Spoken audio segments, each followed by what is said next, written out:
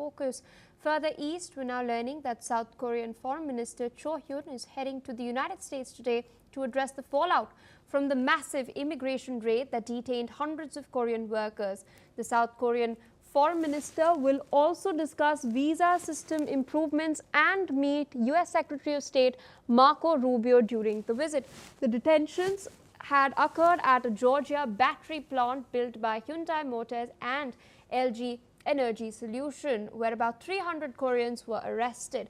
Negotiations to arrange their return to South Korea have now concluded, with plans underway to fly them home this week under a voluntary departure. The raid had sparked strong concerns in Seoul, coming just 10 days after South Korean President Lee Jae-myung had met with U.S. President Donald Trump to pledge closer business ties.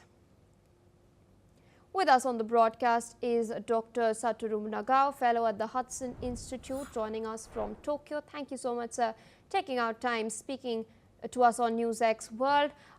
Quite the interesting visuals had come out that was released by the Immigrations and Customs Enforcement.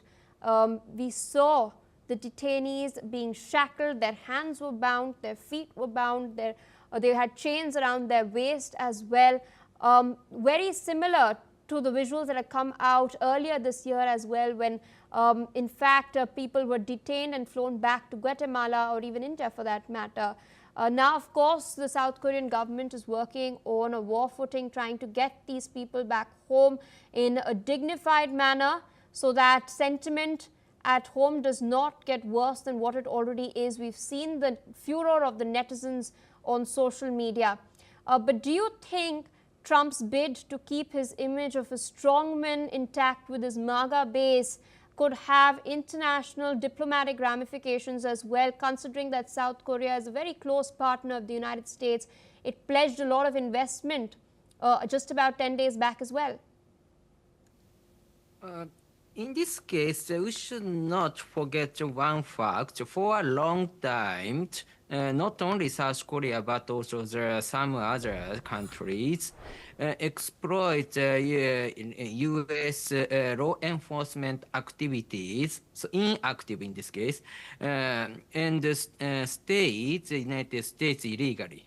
So that's why this is illegal. Despite this, big country, middle-sized country, South Korea, choose the illegal method to stay their workers in the United States. So there is a high possibility that this is one kind of the custom level way which allow many people stay in the United States and work in the United States.